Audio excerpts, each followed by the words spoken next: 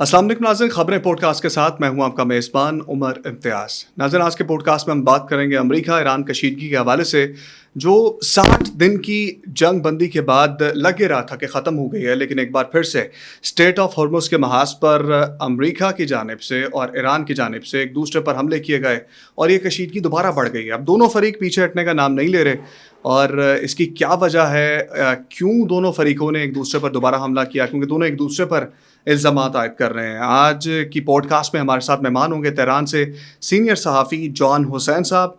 John साहब, बहुत शुक्रिया आपके वक्त का। अच्छा जॉन भाई, सबसे पहले तो ये बताइएगा कि 60 दिन की जंग बंदी हुई थी और स्ट्रेट ऑफ हॉर्मस के महाज पर जो डेडलॉक था वो तकरीबन ख़त्म होता दिखाई दे रहा था। अब दोबारा से जंग बंदी की खिलाफ वर्जी हुई है। आपके ख्याल में अमेरिका ने की है या ईरान की जानिब से कोई मामला ख़राब हुआ है या फिर कोई तीसरा फरीक यानी कि इसराइल जो है वो इसको सबूताज करने की कोशिश कर रहा है? देखिए, इस वक्त तो सिर्फ एक ही स्पॉइलर है और वो स्पॉइलर है United states of America. Israel वगैरह जो बातें हैं सेकेंडरी है मेरे सामने। यूएस की अगर आप देखें, अगर हम फैक्ट्स के ऊपर जाएं, जज्बात को अगर साइड पर रखें, फैक्ट्स ये कहते हैं कि इस्लामाबाद मुआहदे में लिखा हुआ है आर्टिकल 5 के अंदर कि ईरान अरेंजमेंट्स करेगा स्ट्रेट ऑफ हॉर्मुज के अंदर पैसेजवे की, और ईरान और ओमान मिलकर डिसाइड करेंगे future of the straight of Hormuz. United states ये चाहता है कि स्ट्रेट ऑफ हॉर्मुज के ऊपर जो कंट्रोल ईरान ने रखा हुआ उस कंट्रोल को हटा दे। यूनाइटेड स्टेट्स ये क्यों चाहता है? यूनाइटेड स्टेट्स इसलिए नहीं चाहता क्योंकि वो दुनिया की बहुत कोई लिबर्टी फैलाने वाली एक मुल्क है या कुछ वहां पे आजादी देना चाहता है लोगों को।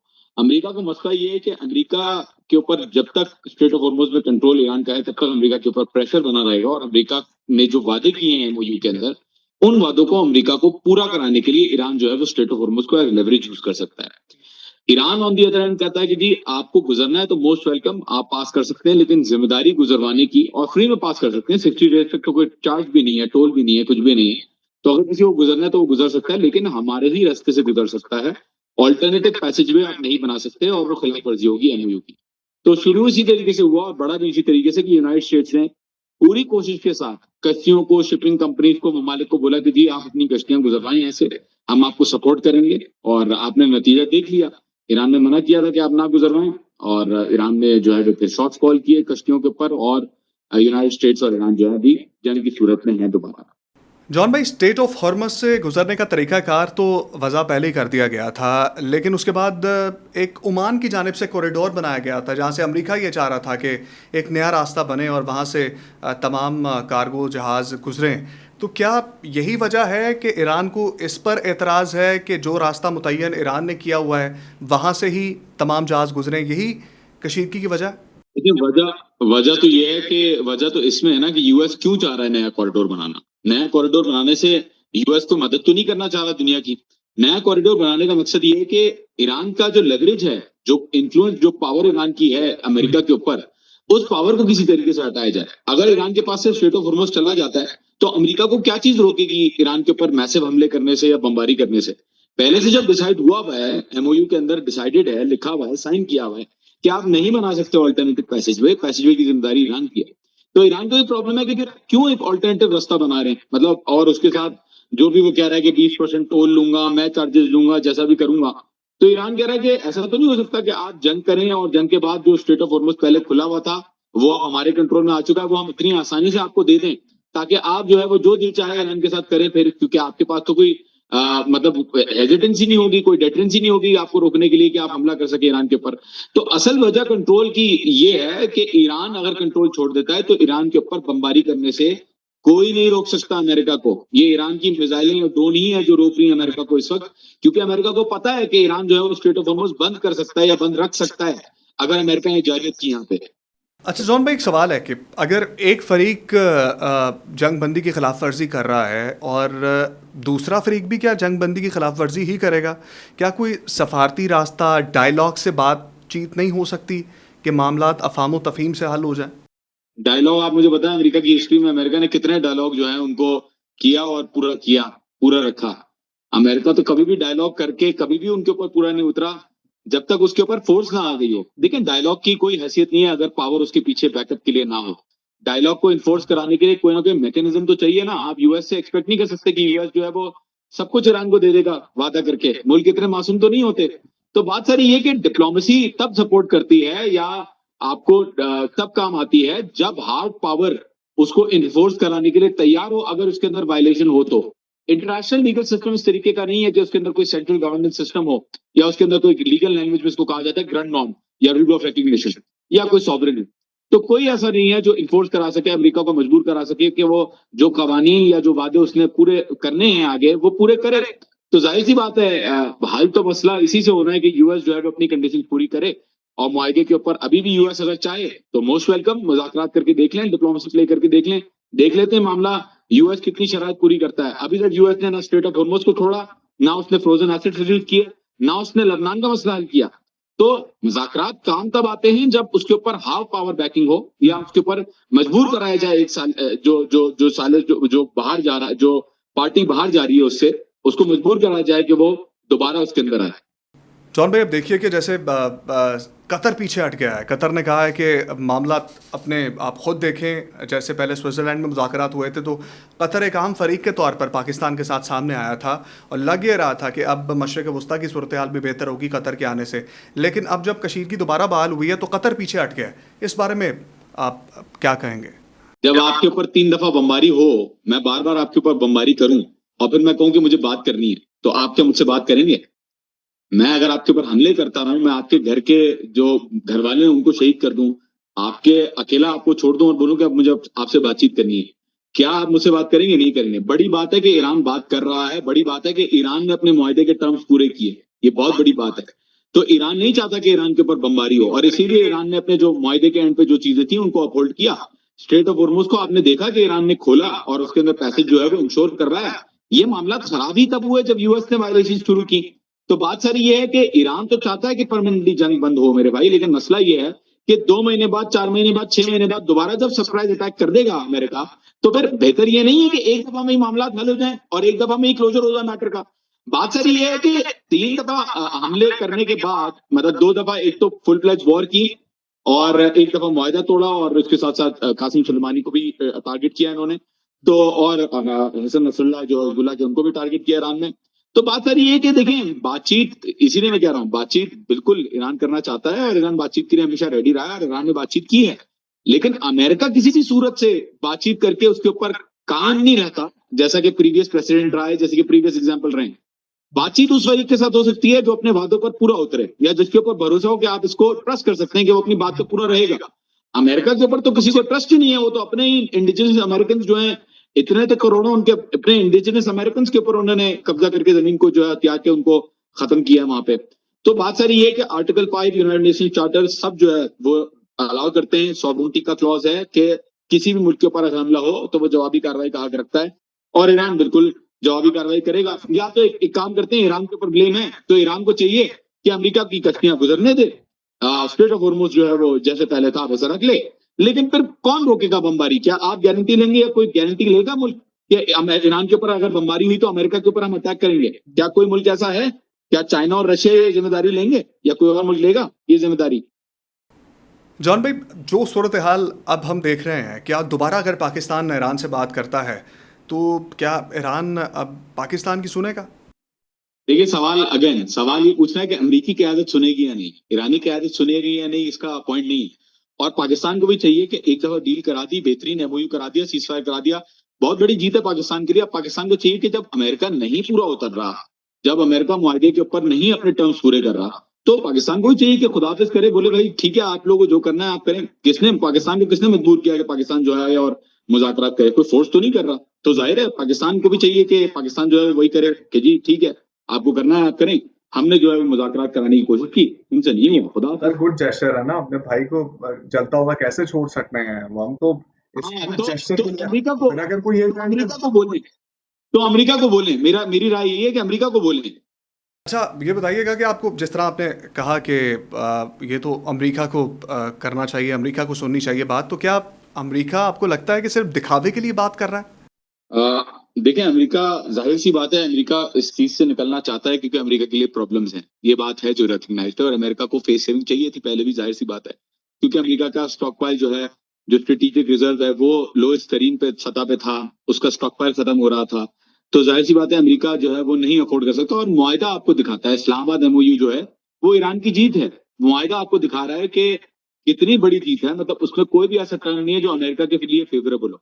अमेरिका कैसे राजी हो गया, इतना खराब मुआहिदा जो अमेरिका के लिए है, अमेरिका कैसे राजी हो गया कि उसने साइन कर दिया इतने खराब मुआहिदे के ऊपर जो अमेरिका के लिए खराब है। हमारे लिए तो बहुत अच्छा है, ईरान के लिए बहुत अच्छा है। तो बात सारी ये है कि अमेरिका जो है वो जाहिर सी बात है बातचीत तो दिखाएगा कि वो करना चाहता है, लेकिन at the end of the day America ने चूंकि पहले भी ऐसी चीजें की हुई है कि वो मुज़ाकरात और बातें करके और मुआहदे करके पीछे हट जाता है, उनको वायलेट करता है। तो जाहिर सी बात है नजर तो ऐसे ही आता है कि वो शायद करना नहीं चाह रहा, और करना चाह रहा है तो वक्ती तौर पर करता है और उसके बाद प्रेपरेशन अपनी दोबारा करता है और अटैक करने के लिए जो है वो दोबारा आगे बढ़ता है। तो ये तो बिल्कुल सामने है आपके। यस। अच्छा जॉन भाई, कौन निकलने नहीं दे रहा अमेरिका को इस तमाम मामले से? क्या अमेरिका की अपनी सेटिस्फेक्शन नहीं हो रही, या फिर जो मकासद अमेरिका हासिल करना चाह रहा था वो अभी तक हासिल नहीं कर सका और साख को नुकसान पहुंच रहा है अमेरिका की? या फिर एक तीसरा फैक्टर जो इसराइल का है, वो स्पॉयलर का किरदार अदा कर रहा है जो सुकून नहीं लेने दे रहा डोनाल्ड ट्रंप को, और ये जंग अभी तक जारी है? देखिए, ईरानी पॉइंट ऑफ व्यू ये कहता है कि अमेरिका और इसराइल अलग अलग नहीं है, ये दोनों एक साथ ही काम करते हैं और एक साथ ही चलते हैं। जो काम अमेरिका नहीं करवा पाता अपने लिए वो इसराइल से करवाता है, और जो काम इसराइल नहीं कर पाता अपने लिए वो अमेरिका से करवाता है। दोनों की बेनिफिशियल स्ट्रेटेजिक रिलेशनशिप है, और साथ वो जाहिरी तौर पे आपको ऐसा लग रहा होगा कि शायद इसराइल ने कब्जा किया हुआ है अमेरिका के ऊपर, ऐसा हो रहा है, ऐसा कुछ भी नहीं है। बात सारी ये है कि अमेरिका की जो डिफेंस लॉबी है, जो वॉर इंडस्ट्री है, वो इसराइल के ऊपर बहुत ज्यादा रिलायंट है। बात सारी ये है कि इसराइल अमेरिका के लिए एक फ्रंट है मिडल ईस्ट के अंदर इन्फ्लुएंस बरकरार रखने का, अरब ममालिक को धमका धुके हथियार बेचने का। और जाहिर सी बात है अमेरिका के लिए प्रायोरिटी है कि वो इसराइल के किसी भी तरीके से प्रोटेक्ट करे, जिसके लिए वो कॉस्ट बेयर करने के लिए तैयार है। इस जंग से निकलने क्यों नहीं, कौन नहीं दे रहा अमेरिका को? बिल्कुल सही बात है, जाहिरी तौर पे वो इसराइल है। लेकिन वाकई में अगर आप देखें असलियत में अमेरिका क्यों नहीं निकल पा रहा है जंग से, उसकी वजह यह है कि अमेरिका के अंदर जो लॉबीज बैठती हैं, ऑयल लॉबी बैठती है, जो डिफेंस लॉबी बैठती है, उनका बहुत बड़ा नुकसान हो जाएगा अगर अमेरिका के अंदर अमेरिका को इस रीजन के अंदर शिकस्त पड़ती है। तो फिर हथियार किसको बेचेंगे वो? फिर तेल किस मुल्क से निकाल के जो है वो अपने पास लेके आएंगे? तो बात सारी ये है कि अमेरिका के खुद के मफादात इस चीज के साथ अलाइंड है, इसीलिए अमेरिका जो है वो उस चीज के ऊपर पुरज़्म है। जॉन भाई, एक इंटरेस्टिंग बात यह है कि क्या ये सिर्फ टोल का मामला है? क्योंकि अमेरिका ने भी ये ऐलान किया, आया के बाद में उन्होंने विड्रॉ कर लिया इस बयान से कि 20% टोल लेंगे। ईरान भी यही कहता है कि जो जहाज़ गुजरेंगे उनसे टोल लिया जाएगा। तो आपके ख्याल में क्या ये सिर्फ टोल का मामला है, और दोनों फरीक अगर इस मामले पर इत्तफाक कर लेते हैं कि 20% तुम ले लो 20% हम ले लें, तो ये जंग रुक जाएगी? आपके ख्याल में ऐसा है? क्या ही बेहतरीन होता अगर अमेरिका और ईरान हाथ मिला लेते और दोनों मिलकर टोल ले लेते, लेकिन अनफॉर्चुनेटली ऐसा तो नहीं हो रहा। क्या ही बेहतर होता कि कभी हॉर्मुज जो है वो बंद ही ना होता, लेकिन चूंकि अमेरिका ने जंग की तो ईरान मजबूर हो गया कि स्टेट ऑफ हॉर्मुज को एज लेवरेज यूज करे। और जो जवाज है वो मैं आपको एक्सप्लेन कर देता हूँ। दो जवाज हैं, इखलाकी जवाज है और लीगल जवाज है। इखलाकी जवाज ये है कि जब आप जंग करते हैं एक फरीक के ऊपर, और उस जंग में जितने भी आसपास के ममालिक हैं जो उस गल्फ पर्शियन गल्फ के साथ लगते हैं, वो ममालिक जब अपने बेसेस देते हैं, अपने तैयारों की रिफ्यूलिंग ईरान के खिलाफ जो बम्बार हैं यूज करने वाले अमेरिका और इसराइल, इनके जहाजों को जब दूध पिलाएंगे, और इन ममालिक के अंदर जब patriot systems third systems intercept करेंगे मिसाइलों को जो अमेरिकन बेसिस के ऊपर लगनी है, और बेसिस देंगे आप अमेरिका को, तो जवाब बनता है कि इन ममालिक के लिए ज्यादा सोचा ना जाए कि इनको क्या फील हो रहा है और क्या फील नहीं हो रहा, क्योंकि 47 ईयर्स तक ईरान ने कभी भी किसी के ऊपर कोई डिसएग्रीमेंट नहीं की इसके ऊपर कि स्टेट ऑफ हॉर्मुज में क्या होता। पहला है इखलाकी जवाब कि इन ममालिक ने अमेरिका को सपोर्ट करके अपनी इखलाकी जो बर्तरी है वो नीचे धकेल दी है। लीगल टर्म्स में अगर बात करें, United Nation charter of the law of the seas, law of the high seas जो है वो हाई सीज के ऊपर अप्लाई होता है। स्ट्रेट ऑफ हॉर्मुज का जो पैसेज जो है वो हाई सीज अनफॉर्चुनेटली नहीं है। नेचुरल पैसेज वे भी अगर है तो स्ट्रेट ऑफ हॉर्मुज के अंदर 12 नॉटिकल मील्स तक जो है वो ईरान अपना टेरिटोरियल वाटर्स का कंट्रोल जो है वो जमा सकता है, और ओमान जो है वो 12 नॉटिकल मील्स तक अपना टेरिटोरियल वाटर्स का कंट्रोल जमा सकता है। और United Nation charter of the law of the seas ये कहता है कि आप सेफ पैसेज इंश्योर कराने के लिए चीजें कर सकते हैं। तो और ईरान मेंबर नहीं है बाय द वे, यूएनसीएलओएस का मेंबर नहीं है। तो यूएनसीएलओएस खुद से भी ईरान को अलाउंस देता है कि ईरान जो है वो सेफ पैसेज इंश्योर करवाए। टोल की अगर बात करें तो ममालिक के अंदर आपको पता है कि टर्की का जैसे बॉस्फोरस का स्ट्रेट है, या फॉर एग्जांपल स्विस कनाल है, या फॉर एग्जांपल पनामा कनाल है, वहां पे सर्विस चार्जेस जो है वो ममालिक लेते हैं। सर वो तो मैन ऐसा मेड है। पैसे वैसे सर वो मैन मेड है। वो मैन मेड है। बॉस्फोरस मैन है। अब उसका कह सकते हैं आप, लेकिन स्विस कनाल हाँ, ज्यादा ज्यादा फिर स्विस कनाल पे बात होती है, वो तो मैन मेड है। स्विस भी नेचुरल है। स्विस भी नेचुरल है, पनामा जो है वो नेचुरल नहीं है। पनामा जो है वो नेचुरल नहीं है। लेकिन वो यस, तो तो जवाब ही ये ईरान पेश के करते पास हैं जो अगर अगर अगर ये सारा मामला हल हो जाता है आपके ख्याल में, अफ़वाह तफ़हीम से सारी सेटलमेंट हो जाती है, फिर अगर वो आलमी अदालत में ये मामला ले जाते हैं, फिर ईरान इसको जो है वो इस तरह से डील करेगा अदालती चक्रों में, या फिर जोरे बाजू पे चीजें होंगी? आलमी इदारे United Nations charter of the law of the seas apply नहीं करता ईरान पे। जब तक आप मेंबर है ही नहीं किसी ट्रीटी के, तो वो ट्रीटी आपके ऊपर अप्लाई नहीं करती। ना यूनाइटेड स्टेट्स मेंबर है, ना ईरान मेंबर है, तो कैसे अप्लाई करेगा? और सेटलमेंट हो आलमी जाएगी, इदारे, जब सेटलमेंट हो नहीं, जाएगी तो मेंबर आ जाएगा। सेटलमेंट तो हो गई ना। सेटलमेंट तो हो गई ना। अमेरिका ने क्या पीछे हटा? अमेरिका, सेटलमेंट तो हो गई। क्या अमेरिका पीछे हटा? क्या अमेरिका ने छोड़ दिया? और मुझे अमेरिका ने क्या बोल दिया कि ईरान और ओमान मिलकर डिसाइड कर लें? नहीं किया। वो कभी ओमान को प्रेशर करता है, कभी कतर को प्रेशर करता है। और जाहिर है ओमान ओमान के जो है वो उसके अंदर जो पोर्ट है, जो दाका का जो पोर्ट है, उसके अंदर रिफ्यूलर भी अब अपने भेज रहा है जहाजों को रिफ्यूल करने के लिए। तो बात सारी ये है कि देखें, आलमी जो कवानीन है, इंटरनेशनल लॉ जो है, वो हमें सिर्फ तब क्यों याद आता है जब ईरान की बात होती है। वो नेतन्याहू जो वॉर क्रिमिनल घूम रहा है इतनी देर से, जेनोसाइड किया हुआ, जो बच्चों को टारगेटिंग कर रहा है, 2-2 महीने के बच्चों को, दूध पीते बच्चों को टारगेट कर रहा है, उसके ऊपर क्या इंटरनेशनल लॉ अप्लाई नहीं होता? अमेरिका ने जो जंग की ईरान के ऊपर, जो यहाँ पे ब्लॉकेड लगाया, 30 साल के दौरान बाय द वे ब्लॉकेड लगाया, माशाल्लाह से आलमी दुनिया जो है वो खामोश बैठी रही कि कोई मसला नहीं, क्योंकि अमेरिका जाहिर है पावर है, तो क्या ही कह सकते हैं उसको। लेकिन ईरान चूंकि पावर नहीं है अमेरिका की तरह जाहिरी तौर पे, तो ईरान को तनकीद करना जो है वो बहुत अच्छा है। पावर तो दिखा तो दी बात ना, सही है कि पावर तो दिखा दी, आधे वो आधे तो केसेस खत्म हो वो गए तो अमेरिका के। हाँ, अब देखें, अब दुनिया के ममालिक जो है ना वो अब सीरियस लेना शुरू हुए हैं। 47 साल तक जब यहाँ पे दवाइयां नहीं मिल रही थी ना, तब तक किसी को कोई परवाह नहीं थी कि केड़ा भाई कौन सा क्या क्या नहीं। तो अब जो है, जब ईरान ने मजबूर करा अमेरिका को अपने घुटनों पे लाके, तब दुनिया को रियलाइजेशन हो रही है कि ईरान क्या चीज है और ईरान के पास कितनी पावर है। इसीलिए मैं कह रहा हूं कि स्ट्रेट ऑफ हॉर्मुज को ईरान, मेरा पर्सनल राय यही है कि ईरान को नहीं छोड़ना चाहिए स्ट्रेट ऑफ हॉर्मुज। क्यों छोड़ो भाई स्ट्रेट ऑफ हॉर्मुज? क्या ईरान ने बोला तो जंग करो? क्या ईरान ने कहा था कि हमला करो हमारे ऊपर? और पैसे जो इतने, जो $270 अरब का नुकसान हुआ है, वो कौन भरेगा? अगर अमेरिका नहीं भरेगा, तो जाहिर है वो ममालिक भरेंगे जो अपनी कश्तियां गुजारते हैं। कहां से? ईरान की टेरिटोरियल वाटर्स से। तो बात बड़ी सिंपल है मेरे लिए, और बात यही है कि अगर आप सपोर्ट करेंगे अमेरिका को, या तो आप अमेरिका को बोले खुदा हाफिज, ये बेसिस यहां से हटाओ, आप कॉम्पनसेशन दो, और खुदा हाफिज आप यहां से चले जाओ, ईरान भी टोज नहीं लेगा। लेकिन अगर अमेरिका कॉम्पनसेशन प्रोवाइड नहीं करता, तो कौन देगा ये पैसे जो ईरान का इतना नुकसान हुआ है? और बदला तो अलग है, आयतुल्लाह खामनाई शहीद को, जो उनको शहीद किया, आप एक मुल्क के लीडर को शहीद कर दें, उसका बदला तो अलग है, वो ईरान अलग से लेगा, ईरान ने बोल दिया है। अभी जो नुकसान हुआ है मुल्क के अंदर, वो कौन भरेगा? जो इकोनॉमिक डैमेजेस हुए हैं। हल यही है कि अमेरिका बात सुने और जो अपने वादे किए उनको पूरा करे, यही हल है। वरना दूसरा ऑप्शन यही है कि अटैक करके देख ले, और फिर जवाबी कार्रवाई में उसको पता चल जाएगा कि क्या होना है। अभी तो बाबल मंदब आपको खुला हुआ अच्छा लग रहा है, बाबल मंदब बंद हो तो नहीं बोलिएगा, क्योंकि ईरानियों ने बोल दिया है कि बाबल, अगर आप माहिदा पूरे नहीं करते और हमले करते हैं, तो जाहिर है रिस्क है कि वो बंद हो जाएगा।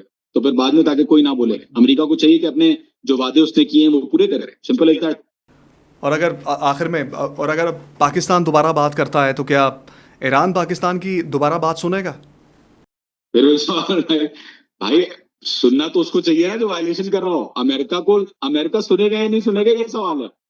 और मतलब आप देख लें, टेस्ट करके देख लें अमेरिका सुनता है या नहीं। आर्टिकल 5 जो वायलेट कर रहा है, तो अमेरिका सुनता है या नहीं देख लेते हैं। लेकिन अमेरिका किसी की नहीं सुनता, अमेरिका अपनी आवाम की नहीं सुनता, वो किसी और मुल्क की क्या सुनेगा? अमेरिका, इराक वॉर जो हुई, वियतनाम वॉर जो हुई, ईरान के ऊपर जो जंग हुई, क्या अमेरिका ने किसी के सुना? सारे ममालिक बोल रहे थे कि नहीं करो अटैक, तमाम ममालिक कह रहे थे कि भाई नहीं करो, जंग नहीं करना, अटैक नहीं करना। ओमान ने कह दिया था कि ईरान जो है वो राजी हो गया, एग्रीमेंट होने वाला है, क्या जरूरत थी अटैक करने की? और क्यों नहीं सुना मुल्कों की बात को, क्यों नहीं सुना? तो सवाल मेरे सामने ये नहीं है ईरानी सुने तो क्या सुने, क्या वो स्ट्रेट ऑफ हॉर्मुज खोल दें? क्या अमेरिका को बोलेंगे ठीक है आप पैसे जो है नया बना लें, हम इंशाल्लाह दुआ करते रहेंगे कि आप हमें पैसे दे दें, और अल्लाह ताला इंशाल्लाह आपके दिल में डालेगा तो पैसे आप दे ही देंगे किसी दिन। तो बात सारी ये है कि यार अमेरिका को आपने, या तो आप अमेरिका को समझाएं, या तो आप बोले कतर की तरह, आप बोले जी खुदा हाफिज। ईरान कौन सा कह रहा है कि जी आप प्लीज जाएं और बात करें अमेरिका से, हमारे लिए प्लीज यार कोई सुलह करना है। ठीक है जी, पाकिस्तान की बड़ी जीत हुई है, बेहतरीन हो गया, मुआहिदा करा दिया, well and good, goodbye यार, हम क्यों अपनी इज्जत खराब करें? ठीक है जॉन साहब, बहुत शुक्रिया आपके वक्त का। सर बहुत बहुत अच्छा लगा आपसे बात करके। नाज़रीन, जॉन हुसैन साहब की बातें आपने सुनी, और हम ये उम्मीद करते हैं कि स्ट्रेट ऑफ हॉर्मुज़ के महाज पर जो लड़ाई है वो लड़ाई ख़त्म हो, और जो हमले दोबारा शुरू हुए हैं दोनों फरीकों की जानिब से वो भी ख़त्म हो, और अमन की जानिब हम वापस लौटें। और अमन ही सबसे बड़ी जीत है, और डायलॉग ही सबसे बड़ी जीत है। दोनों फरीकों के दरमियान अगर कोई भी बात जो है वो हल तलब है, तो वो डायलॉग के ज़रिए ही हो सकती है। किसी भी जारहियत से जो अमेरिका की जानिब से की जा रही है और असलहे के ज़ोर पर ये डायलॉग कभी नहीं हो सकता और ये कशीदगी कभी कम नहीं हो सकती। एक नए पॉडकास्ट के साथ आपकी खिदमत में दोबारा हाजिर होंगे। इजाज़त दीजिए। अल्लाह ने के बाद।